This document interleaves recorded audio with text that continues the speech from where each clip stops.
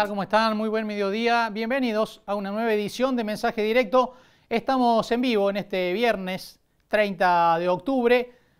El gobierno nacional está embarcado en una muy difícil tarea como es acomodar los indicadores de la economía. Esta semana ha dado un respiro el dólar.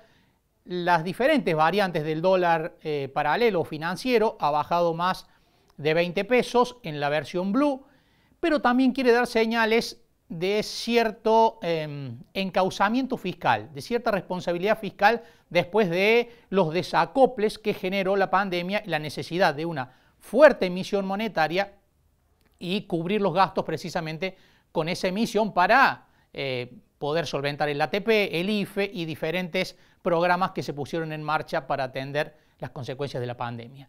Una de las señales que quiere dar el gobierno en el marco de la negociación con el Fondo Monetario es el presupuesto nacional, donde hay pautas que marcan cierta racionalidad en términos fiscales y de gastos, y esa es una de las señales que el gobierno está trabajando. Esta semana, en la Cámara de Diputados, obtuvo media sanción el proyecto oficial del presupuesto 2021. Vamos a hablar con Paulo Casinerio, que integra la Comisión de Presupuesto y Hacienda de Diputados y que es diputado cordobés, representante de Córdoba Federal, el bloque que se identifica con el gobernador Juan Schiaretti. Estamos en comunicación con Casinerio. ¿Cómo le va, Paulo? Buen mediodía.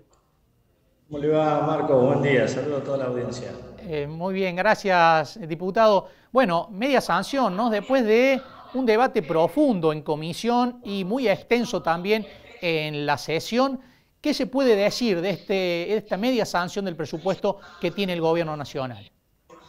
Sí, como vos lo decís, se trabajó muchísimo en comisión. Hubo cerca de 6 sesiones muy extensas de comisión, donde cada uno de los diputados pudimos ir tratando los puntos de interés que tenía cada uno y solicitar modificaciones al presupuesto de acuerdo a las necesidades que se planteaban.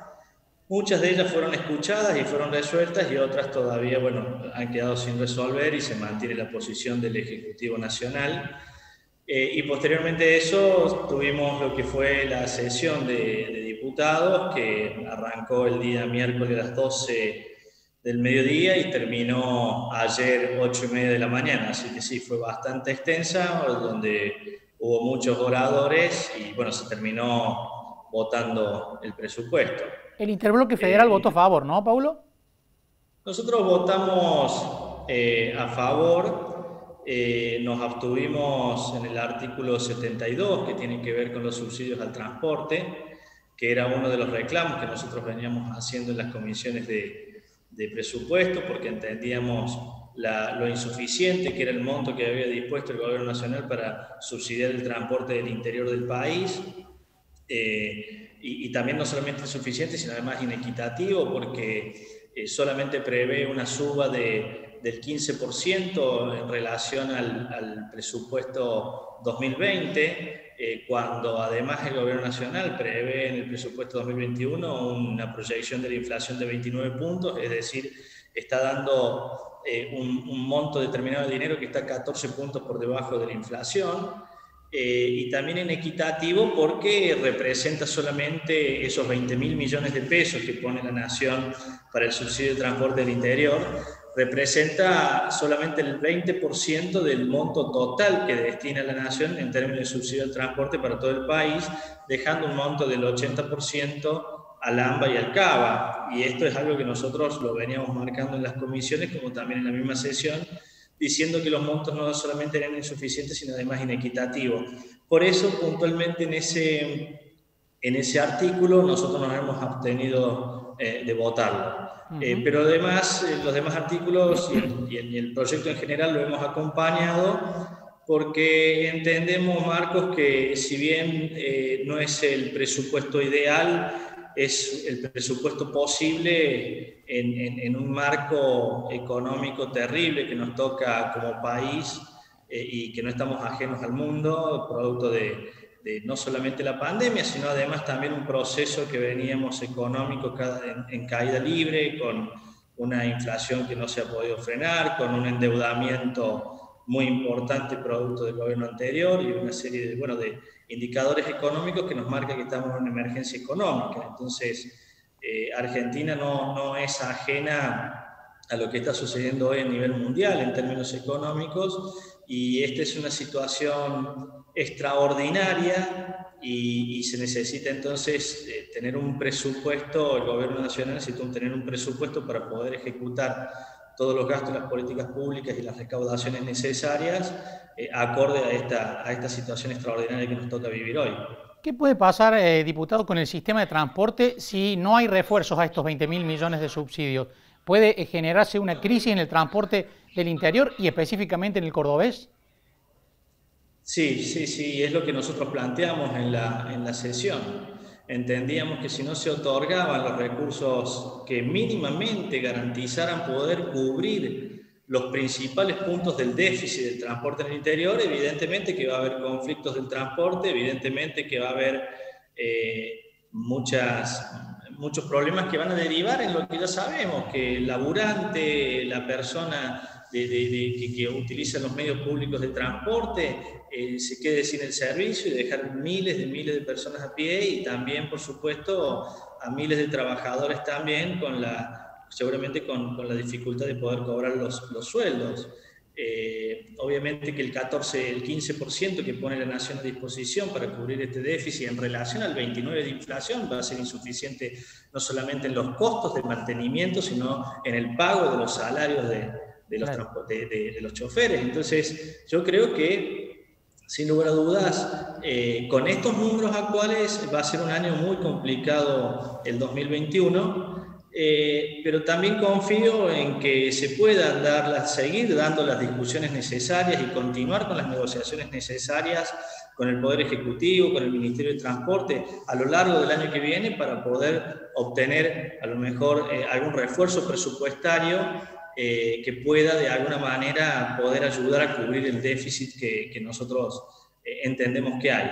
El reclamo también era que, si bien históricamente siempre tocaba al interior el 30% de la totalidad, y en este caso el 20% de la totalidad de los subsidios en este presupuesto, entendemos que, si bien que haya una relación 70-30 entre el AMBA y Cava y 30 entre el interior del país, es de una inequidad muy importante.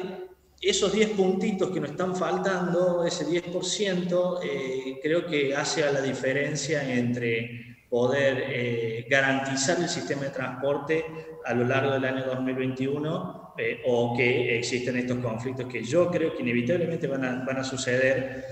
Pero te repito, Marcos, confío en que vamos a poder seguir trabajando desde la Cámara de Diputados y también entre los actores del Ejecutivo provincial y nacional, y las demás provincias, por supuesto, que son todas perjudicadas en este sistema. Creo que vamos a poder seguir trabajando juntos durante el año 2021 para poder tratar de resolver este tema.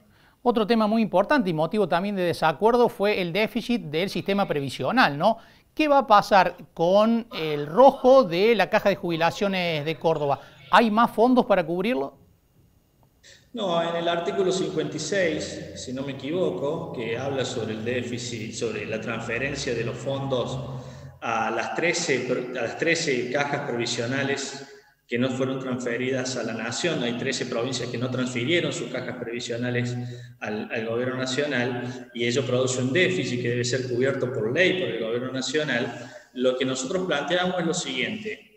Hay una deuda que, si bien a Córdoba, y esto hay que rescatarlo, el Gobierno Nacional viene cumpliendo en tiempo y forma con el pago de esa deuda mensualmente, es una deuda que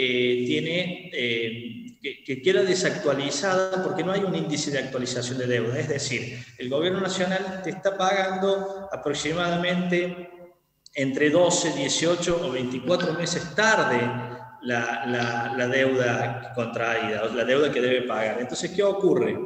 Hay una desactualización del monto, producto del proceso inflacionario, producto de la suba de haberes, producto de la devalorización del peso. Entonces, cuando vos cobras la deuda en pesos a a niveles históricos, y cuando ese mismo dinero que vos utilizás es para pagar jubilaciones actuales, queda desfasado totalmente y resulta totalmente, por supuesto, insuficiente. Entonces nosotros habíamos hablado y solicitado la posibilidad de que ese monto se pudiese actualizar, tal vez por el índice de suba de jubilaciones, y que se pudieran agregar más fondos para que cuando nosotros cobremos la deuda, ese mismo dinero que es utilizado para pagar jubilaciones actuales, sí tenga el mismo valor que en el momento histórico de adquirir la deuda de la nación. No hemos tenido tampoco respuesta en relación a eso, pero sí sé que bueno, se va a tratar durante el año 2021, o por lo menos esa es la respuesta política que nos dieron sobre algún mecanismo de actualización de deuda. Diputado Casinero, muchísimas gracias por este contacto con Mensaje Directo. No, por favor, gracias a ustedes. Bueno, un saludo a toda la audiencia y a disposición para cuando lo necesiten. Ha sido un gusto. El diputado de Córdoba Federal, Paulo Casinero, integrante de la Comisión de Presupuesto y Hacienda, detallando por un lado la votación a favor del presupuesto, pero planteando estos aspectos que Córdoba cuestiona porque, por un lado, los fondos para el transporte y para la caja de jubilaciones son, por un lado, insuficientes y, con respecto específicamente al transporte, inequitativos.